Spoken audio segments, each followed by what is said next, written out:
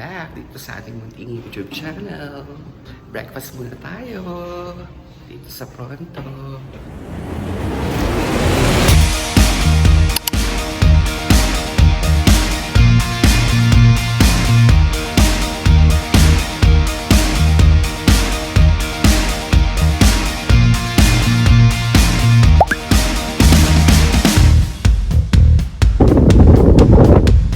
Nag-expire na itong 72-hour Tokyo Subway ticket natin. And pupunta kami dun sa isang station para kukuha kami ng 24-hour ticket lang. Kasi tomorrow, pagdating namin sa Ueno, doon din yung station namin papunta ng airport. Kaya 24-hour na lang yung kukunin namin ticket. Let's go! So here. So itong 72-hour ticket namin ng subway, kinuha to via Klook. And then sa Klook magsisend dun ng QR code. Tapos saka mo gagamitin dito sa machine sa baba para makakuha ka ng ganitong ticket. Will be displayed in English.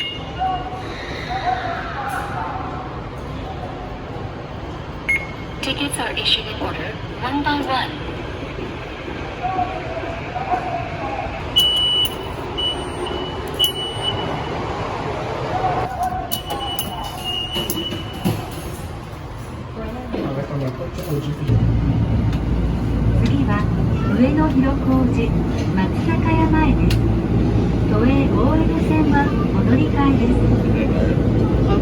The next stop is Ueno-Hiroko.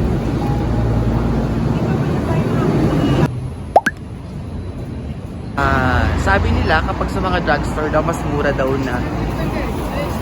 daw ng konti yung mga chocolates like KitKat tsaka yung pa mga chocolates dito sa drugstore. So based on our experience sa mga drugstore, mas mura ka talaga. For example, nagre-range yung KitKat sa Donkey na 200 plus.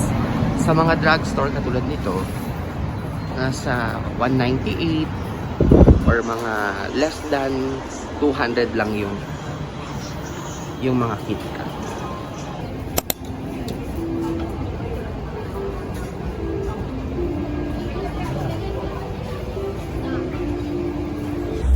Tayo ngayon sa Ueno, nag-iwahiwalay na kami para makapag-explore lahat dito sa thrift shop sa Ueno.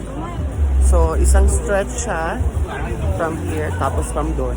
Sa kabila pa hanggang doon pa sa kabila. So, pasok tayo dito sa gusto ko. Oh, mga bags! Marlon, let's go! Ayan ang mga bags. Dito tayo pumasok. Dahil ito talaga ang target ko sa pagpunta dito. Anelo, ibang brands. So mag-explore muna ako. Bye.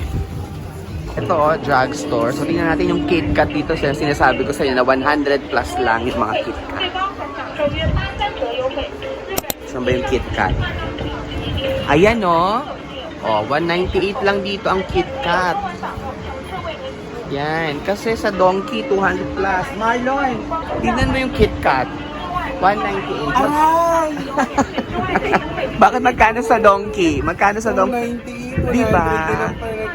Oo. Masakit Masakit ba ang katotohanan nakita mo ngayon sa drugstore? Ayan, pharmaceutical, cosmetic po rin. So, 198 lang, friend. Oo, 100. O, bilang hindi naman natin naiintindihan yung mga sinasabi dito dahil naka-Japanese nga siya. Malay mo naman yung mga ito is baka malapit na expiration date. Hindi rin. Pero kahit malapit na expiration date, isang araw mo lang na makakainin yan. Oh, di ba? Ayan siya. Ayan ang malaking katotohanan.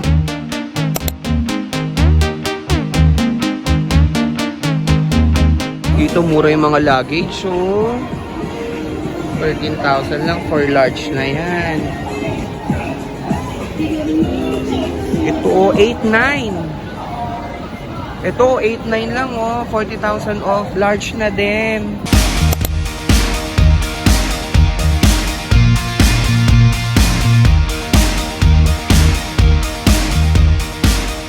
Subukan natin to. Para ano siya eh. Maganda sa Pilipinas. Pilipinas, di ba? Ang tawag na? Manju. Pansu? Mainit pa.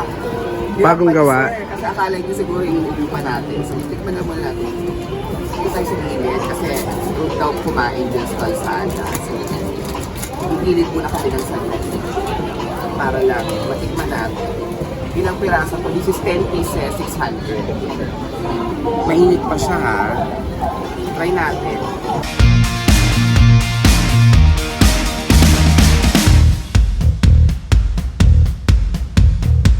Very soft, pero hindi ko alam kung ano yung nasa loob.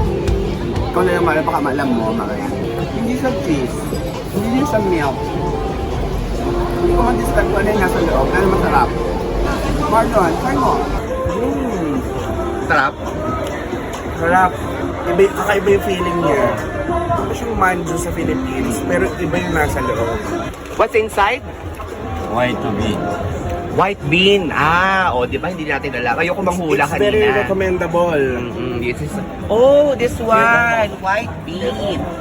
One more. One more, Marlon? One more. Oh, so alam na natin ngayon na white bean ang nasa loob. Sisipot din, no? White bean. Ang lalaki grabe.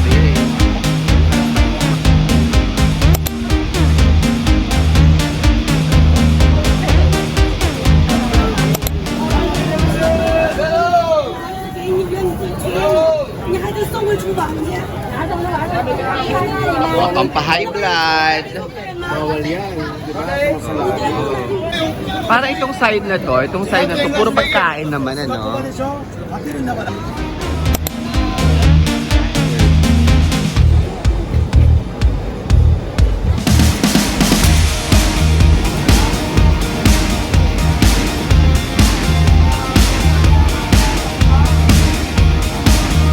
Ang tamis, Marlon.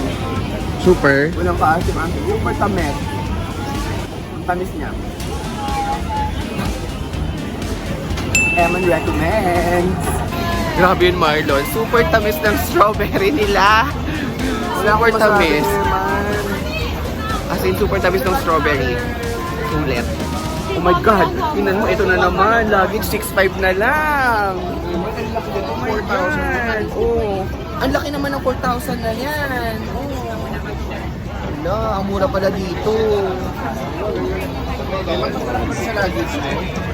Oh, hindi lang Japanese cuisine lang nandito, meron ding iba. Andok.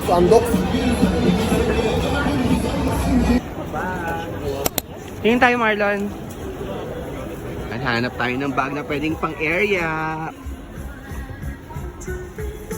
Ay, Marlon, ito yung tinignan natin kanina, oh. Kano siya ngayon? Oh. 4 siya dito. Ha? 4. My God, dun sa kabila, 9,000. So, this is 50 off. Ito yung blue, oh. Oh, ayun, yung blue na tinignan ko kanina. Magkano dyan? 4-3. Oh, 9,000 dun. Oh.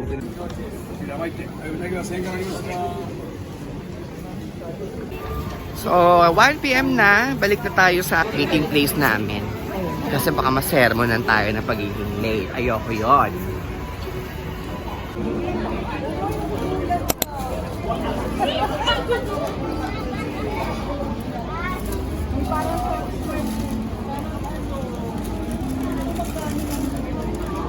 Kain tayo dito sa Yakiniku Light for lunch.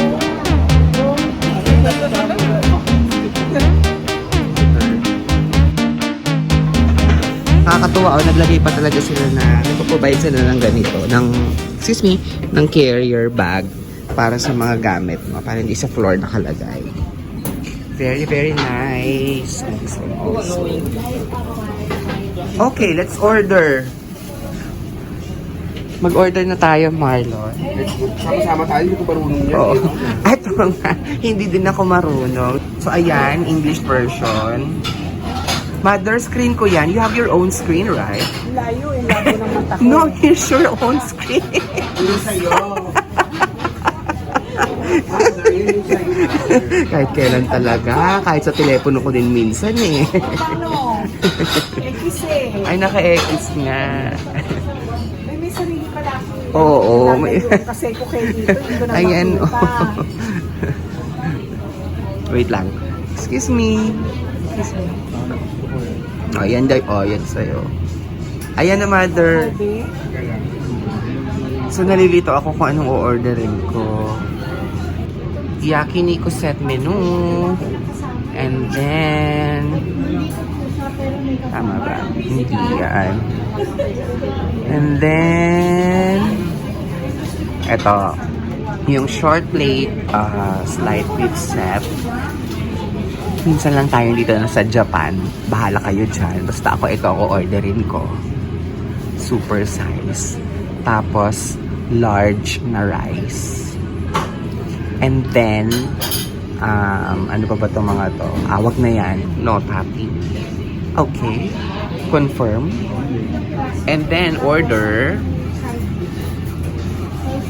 So, yan na yung total. 1,640. Okay, let's place our order. Sending order. Yan, nasabi ko. Na-send na natin yung order. Please wait na lang. Okay. Let's wait. Masyad mainit. So, asa muna natin. Gusto mo lang sana yan naman isa.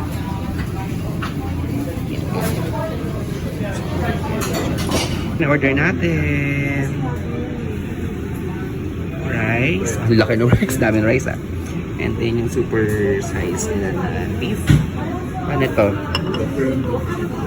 Soup. And kimchi. Let's start cooking.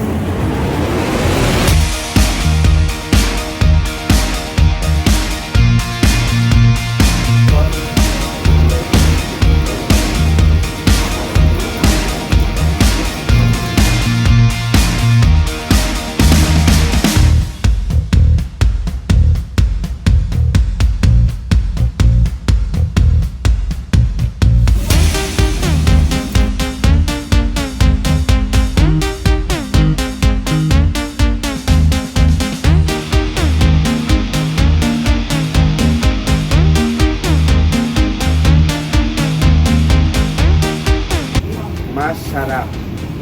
Manyaman.